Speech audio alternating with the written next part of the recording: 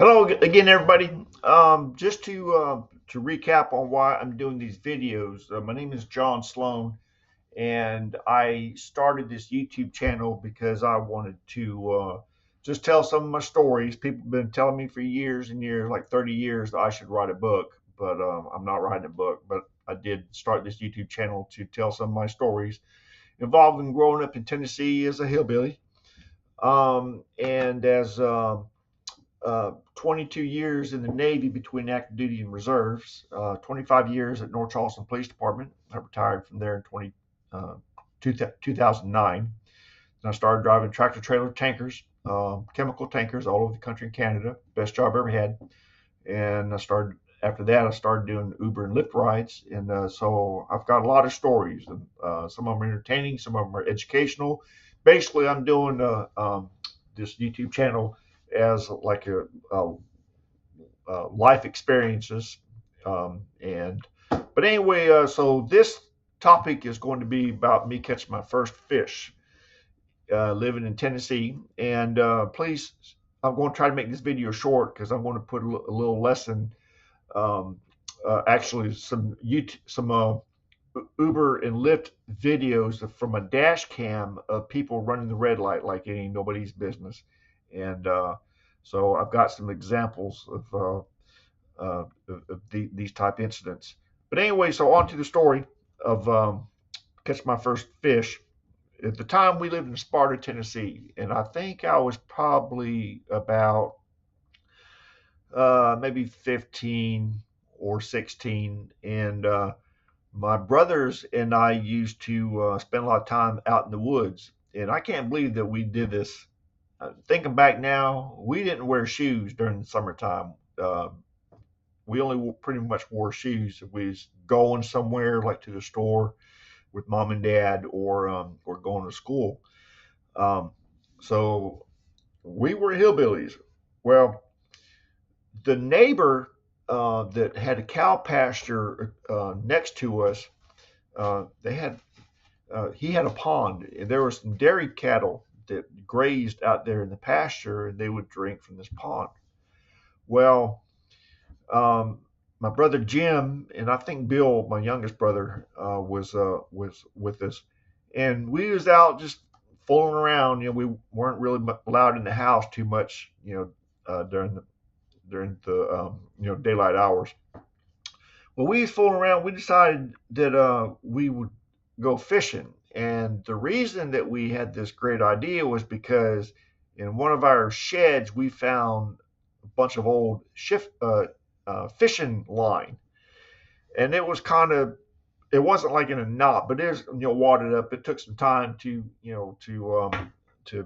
untangle it and stuff like that. And I found an old belt buckle somewhere on the ground, and also there's some fish hooks, some real rusty fish hooks that was there with this fishing line. Well, we went out to the neighbor's property, and I took this belt buckle and I used that as a sinker, and the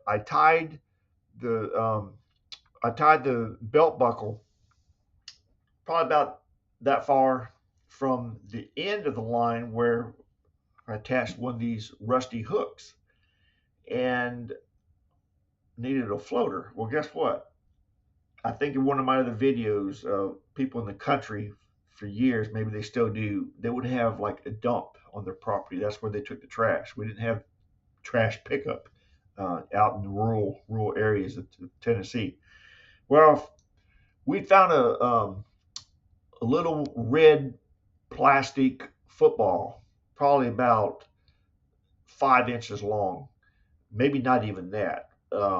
And I got a nail, and I put two holes through this little football, and I run the fishing line through this hole, through these holes, tied it, and didn't even have any bait on this hook. Just we went out there, and I tossed the football out to the pond, and in about 2 seconds, I got a bite. I could not believe it.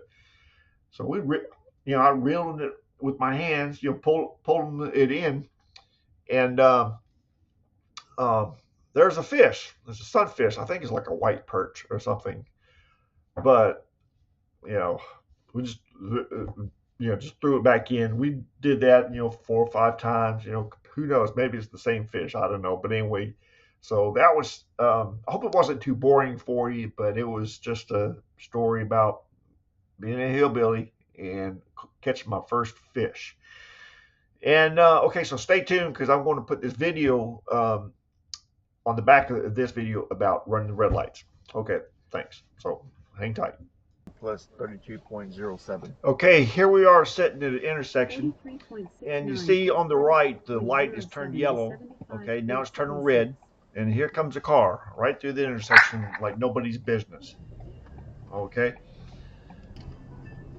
Now here we are on College Park Road, actually 17A, and watch that car right there on the right, that white car. He blew that red light like it was nobody's business, and at that speed, he would have definitely killed somebody. Now here we are. Okay, you see I had the green arrows, so I had the right of way. Okay, now look at this. People just don't care anymore. I don't know what in the world. I tell one thing I believe is that you hardly see any traffic enforcement anymore. So people know the police aren't out there. Went to tech. She wanted to be an artist. Okay, now here we are downtown Charleston. Okay, coming up on a red light. And he's making out with her. All right. Now look at that bicycle just come through. If I had run the red light, he would be dead.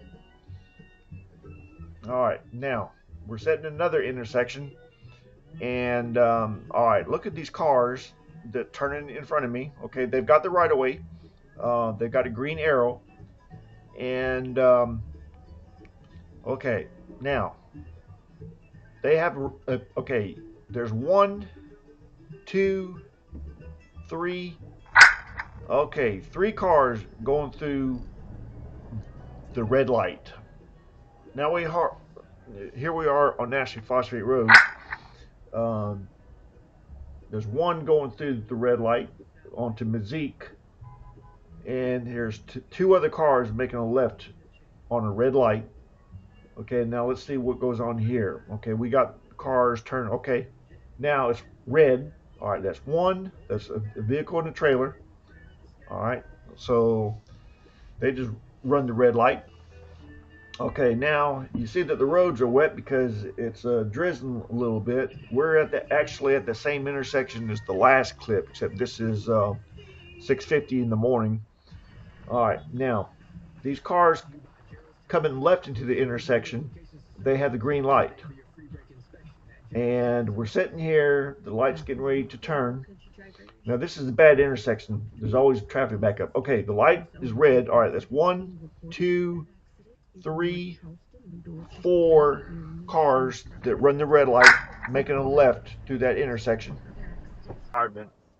Look at all these. Okay, now here we are. I'm sitting here on the IOP connection. Now watch this car, this Mercedes here on the left. Okay, you don't want to wait for the green light. You see that our light is red. Not force people to buy. Right. There's a lane next to him, which is actually turn lane.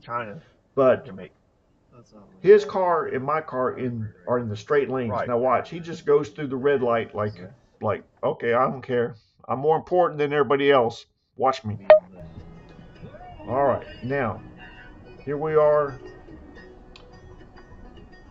That FedEx truck just blew that light I mean, it's crazy. As a FedEx, if he had hit somebody, you see that big FedEx on his truck? Yeah. Oh, they'd been suing. All right, now here we are at that same intersection, bad intersection. Here we are. Okay.